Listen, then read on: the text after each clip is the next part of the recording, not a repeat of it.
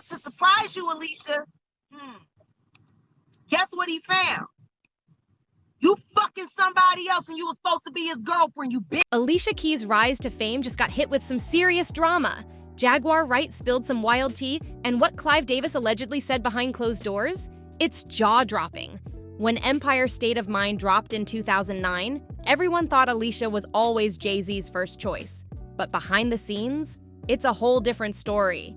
Word is, Mary J. Blige actually recorded the original version. So how did Alicia end up with the spotlight? Insiders claim strings were being pulled, big time, and not just by Jay-Z. Clive Davis was allegedly pulling levers too. According to Jaguar Wright, this wasn't just about vocals, it was about silence, obedience, and straight-up favors. She claims Alicia's entire career wasn't just built, it was orchestrated. Let's break it down. In 2009, Jay-Z released one of the biggest tracks of his career, Empire State of Mind. But here's what most people don't know. Alicia wasn't even the first pick. The songwriters, Angela Hunte and Janet Jin Sewell Ulepik, reportedly wrote the hook with a different singer in mind. And guess who Jay originally wanted? Allegedly, Mary J. Blige. She even performed a version of it live before Alicia's name was ever in the mix. But then, something shifted. Jay pivoted, and Alicia got the call. But even that wasn't easy. In a 2023 interview with M94.7, Alicia admitted Jay struggled to even reach her. She said he almost gave up trying to contact her altogether. Still, when Alicia finally stepped in, everything blew up. The song went 9 times platinum, scored 2 Grammys, lit up the World Series and VMAs, and instantly became the anthem for New York. But as the hit climbed the charts, whispers followed. People inside the industry started asking, why Alicia? Why not Mary? Some say it wasn't about talent, it was personal. Some claim Jay-Z pushed for Alicia because of a growing bond between them. She wasn't on Roc Nation, she wasn't signed to him, yet suddenly she was forever tied to one of his biggest records ever. Meanwhile, Alicia was backed by one of the most powerful men in music, Clive Davis. He signed her, he shaped her sound, he curated her image, and that's where Jaguar Wright jumped in with her allegations. Jaguar went off in a rant that shook the internet. She claimed Alicia was deep in an affair with CelebBeatz while he was still married. Wright painted Alicia as someone who messed with married men and left chaos in her wake. She claimed Alicia stole CelebBeatz from his then-wife, causing heartbreak and drama behind the scenes. But that's not all. Jaguar dragged in a man named Antonio Gordon, saying both she and Alicia dated him. According to Jaguar, Alicia played Gordon dirty, and it ended with him walking in on her with another man. Jaguar said that moment broke him, and blamed Alicia for it. Then things got even messier. Wright suggested that Clive Davis was the one pressuring Alicia behind the scenes. She claimed Clive wanted Alicia to come after her and threatened her career if she didn't follow through. According to Jaguar, Alicia wasn't just playing the game. She was being used as the game. Jaguar didn't stop there. She went for Alicia's entire image. She accused her of being fake, saying Alicia puts on a clean, quiet act for the public but hides who she really is.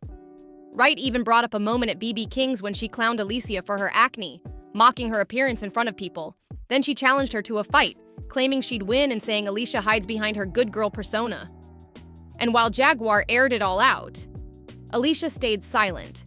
No clapbacks, no explanations, just more shows, more awards, and a perfectly polished image. But the timing? Too perfect to ignore. Empire State of Mind hit just as Alicia's fame exploded, and Clive Davis was right there by her side. From the very beginning, Clive Davis had a hand in every step. Alicia was just a teenager with a demo tape and a dream when Clive stepped in. And Clive? He didn't just support her, he built her. This is the same man who launched legends like Whitney Houston and Aretha Franklin. So when he found Alicia, he had a plan, and she was 19 when she signed with J Records, Clive's new label. But Clive didn't let her debut album drop as it was. Nope. He delayed it, had it re-recorded, softened the sound, and tweaked the tone. He wanted her clean, classy, and market-ready. Her braids, piano playing, and modest clothes gave her that safe, likable image. Her lyrics were about strength and heartbreak, but never rebellion. Critics caught on. Alicia wasn't raw like Lauryn Hill or bold like Beyoncé. She was calm, respectable, protected. And that protection? All Clive. When Songs in a Minor dropped in 2001, it blew up. 12 million copies sold, 5 Grammys, and suddenly Alicia was more than just R&B. She was a phenomenon. But with that fame came tension. Other artists whispered that Clive picked favorites, that Alicia got all the resources while others got shelved. Jaguar later claimed Clive used Alicia as a weapon, that he pushed her forward while quietly blocking others behind the scenes. Clive didn't just promote Alicia, he curated her. He managed her debut like it was a presidential campaign. No mess, no headlines, just talent, charm, and a clean record. Alicia avoided controversy, stayed out of drama, and kept her mouth shut through the rumors. She never touched industry politics, beefs, or bold commentary. Some say that silence wasn't just her personality, it was strategy. They say Clive wanted someone who wouldn't challenge the system because the system worked in her favor. She didn't fight for a seat at the table. The seat was given to her. Even when people started linking her to Jay-Z or dragging her into Clive's behind-the-scenes games, Alicia said nothing. No denials, no tweets, just silence. And in an industry filled with noise, silence speaks volumes. By her mid-20s, Alicia was everywhere. On stage at the Grammys, glowing on magazine covers, hosting global events, and Clive Davis, still standing behind her, smiling. To some, it looked like loyalty. To others, it looked like control. Now, as Jaguar Wright calls out Clive and questions Alicia's independence, fans are asking, was Alicia ever really steering her own career? Or did she just learn how to survive by letting powerful men call the shots? By the time she got with CelebBeatz, Alicia's image was locked in. She was the industry's golden child. But when it came out that she was dating Swizz while he was still married, that perfect image cracked, and some fans never let it go. Let's check the timeline. Swizz married Mashonda Tefrere in 2004. They had a son in 2006, but by 2008, Swizz had a daughter with another woman, Jana Sebastian. And all of this happened before the divorce was finalized. But it was Alicia Keys' relationship with CelebBeatz that set off the real explosion. According to reports, Alicia and Swizz started seeing each other in late 2008. Swizz claimed he was separated from his wife Mashonda, but the paperwork said otherwise. Their divorce wasn't finalized, and when pictures of Alicia and Swizz started popping up online, Mashonda snapped. In September 2009, Mashonda dropped a bombshell, a public open letter aimed straight at Alicia Keys. She posted it online, tagged Alicia by name, and didn't hold anything back. One line silenced the internet. If you are reading this, Alicia, let me start by saying, you know what you did. You know the role you played, and you know how you contributed to the ending of my marriage. That single sentence rocked the music industry. For the first time, someone publicly put Alicia on blast, and with receipts. But Alicia? She didn't say a word. No statement, no interview, no social media response. She let the internet fight it out, while the rumors caught fire. Some people were quick to call her a homewrecker. Others said Mashonda's marriage was already falling apart before Alicia showed up. But the damage, already done. By 2010, Swizz and Mashonda finalized their divorce. That same year, Swizz married Alicia. The timeline felt way too tight for fans to believe it was all innocent. That year, Alicia gave birth to their first son, Egypt. Then 4 years later, they welcomed another child, Genesis. From the outside, picture perfect. Happy couple, beautiful family. But behind the smiles, the affair rumors never let up. Even years later, Mashonda stood by her story. In interviews and her memoir, she kept it 100. Alicia didn't come after the separation. She played a part in causing it. For Alicia, who had built her brand on peace, empowerment, and being real, the scandal didn't fit. And her silence? It only made people talk louder. She wasn't known for drama, but this time, the quiet felt like a cover-up. By 2020, the three of them seemed to have moved on. Alicia, Swizz, and Mashonda even took family photos together. They co-parented, smiled for the cameras, and publicly supported each other. But the internet never forgot how it all really started. And that left fans wondering, if Alicia could stay silent through that, what else has she kept quiet about? Then in 2016, Alicia made a move that grabbed the spotlight again, but this time, it wasn't music. She hit the BET Awards red carpet with no makeup at all, not a dab of foundation, no mascara, no lipstick, nothing. It was bold, and it sent shockwaves through the beauty world. Within hours, photos of her bare face were everywhere. Social media exploded. Some praised her bravery, calling her a trailblazer. They said she was challenging beauty standards and encouraging women to love their natural selves. Others were side-eyeing the whole thing, unsure if it was a real stance or just a new PR move. Then Alicia explained it all in a raw personal essay on Lena Dunham's blog, Lenny Letter. In her words, she was just done. Done with the pressure, done hiding, done being judged for her looks. She wrote, "I don't want to cover up anymore. Not my face, not my mind, not my soul, not my thoughts." The message went viral. Media outlets praised her for taking a stand. Feminist groups and beauty brands jumped on board. The #No makeup hashtag took off. Women started posting barefaced selfies in her honor. For a moment, Alicia was being celebrated, not for her music, but for showing her real face. She even said in an interview, "I'm feeling centered. I'm feeling powerful. I'm feeling clear." The glow-up felt spiritual. But then came the switch-up. Just a few months later, fans noticed Alicia stepping out looking a lot more polished. Magazine shoots, red carpets, even music videos. She still had that natural vibe, but now it looked touched up. People spotted light foundation, bronzer, lip balm, maybe even some contour. And suddenly, folks weren't clapping anymore. They were calling her out, not for wearing makeup, but for not keeping it real about it. Fans started to feel misled. This wasn't about glam, it was about trust. She'd made the no makeup movement sound like a personal revolution. Now it felt like branding, a way to distance herself from the glittery Instagram era of filters and contour kits. Critics said she made a statement, but then used it as a marketing tool. Even beauty pros chimed in. Articles dropped with titles like, "Is Alicia Keys really makeup-free?" and "The truth behind the no makeup look." Viewers from The Voice, where she was a coach, started zooming in on her face during episodes. Screenshots showed blush, tinted moisturizer, even hints of shimmer. It got messy. The movement that once felt pure now felt commercial. People started questioning if the no makeup moment had ever been about realness, or just a carefully packaged image refresh. And Alicia didn't make things easier. In later interviews, she pivoted. Suddenly, she was saying she was never against makeup, just pro-choice, that she wanted women to feel empowered, whether they wore it or not. But that didn't match her original message. That Lenny Letter essay had felt like a manifesto, like she was walking away from the whole beauty game.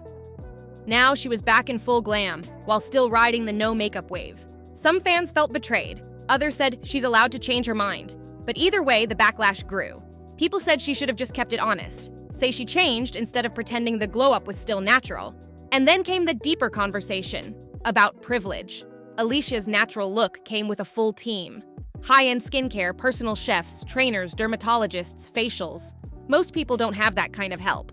So when she walked out glowing without makeup, it wasn't the same as the average woman doing it. The whole no makeup movement started to crumble. What once felt like rebellion started looking like a calculated campaign. Alicia, the queen of calm and control, had played the industry game like a pro, and fans started wondering what else was just part of the performance. And wellness experts weren't holding back either. They pointed out that going makeup-free is real easy when you've got money for luxury skincare, private chefs, and top-tier beauty treatments. Critics said the average woman, working long shifts, juggling bills, and maybe raising kids, can't afford to glow naturally the way Alicia did. What started as a bold moment turned into something that felt completely out of touch with reality. And for Alicia Keys, who built her whole brand on being honest, simple, and real, this wasn't just about lip gloss. It was about trust. Fast forward to 2024 and Alicia was in headlines again. But this time, there was no praise. She flew to Saudi Arabia to perform and speak at a huge women's summit. The event was hyped up as a celebration of empowerment and female leadership. But people quickly noticed something wasn't right. The summit was held in Riyadh, the capital of a country known for one of the harshest records on women's rights in the world. Just a few years earlier, Saudi authorities had locked up female activists, enforced male guardianship laws, and crushed dissent with brutal crackdowns. And now Alicia Keys was on stage, all smiles, singing and talking about women's power and global unity. The backlash was instant. Activists and human rights groups slammed her. Some said she was helping Saudi Arabia whitewash its image, making it look progressive while the government still silenced and punished women for speaking out. Others said Alicia gave the regime exactly what they wanted, a famous face, lending credibility, with no accountability. And the fans? They remembered her whole no makeup moment, her quotes about feminism and freedom, her brand of being a truth teller. So now they were asking, how can someone who preaches about justice turn around and perform for a government known for oppression? Even worse, she didn't say anything about the criticism. She posted photos from the summit on social media, showing love to the women she met and praising progress. But there was no mention of the real issues. No talk about the imprisoned female activists who couldn't attend. No message of solidarity, nothing. And that silence? It hit hard.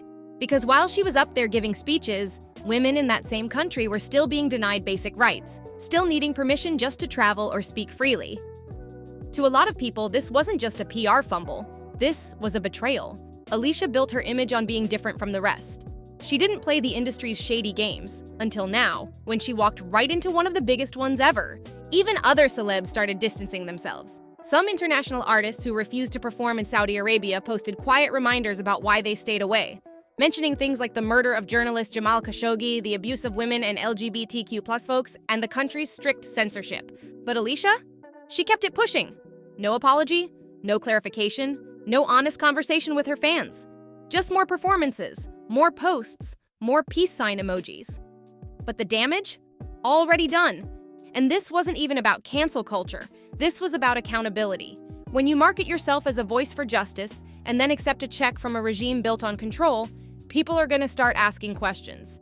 For years, Alicia Keys had been seen as one of the cleanest names in the business. No wild scandals, no breakdowns, no arrests. She always showed up calm, glowing, and grounded, like the spiritual queen of the industry. But behind that polished glow, there were always whispers.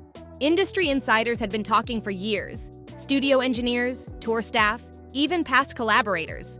They said Alicia wasn't always as together as she looked on camera. There were rumors of late-night blow-ups, canceled sessions, and sudden mood swings. Some even hinted at substances. Not in a party girl kind of way, but in a keep-it-hush-hush behind-the-scenes kind of way.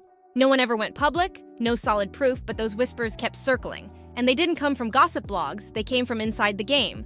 Then came the live shows. A few performances had fans wondering what was really going on. At one 2019 award show, Alicia looked offbeat. Her transitions were messy, her speech sounded slurred, and people on social media noticed fast. Is she okay? Is she high? Is this nerves or something more? Again, no explanation. Just silence. And maybe a few years ago, that would have been enough. But not now. Not in an era where fans want realness. They want the truth, not just the incense-scented quotes and soft lighting. Instead of addressing anything directly, Alicia leaned harder into the spiritual branding.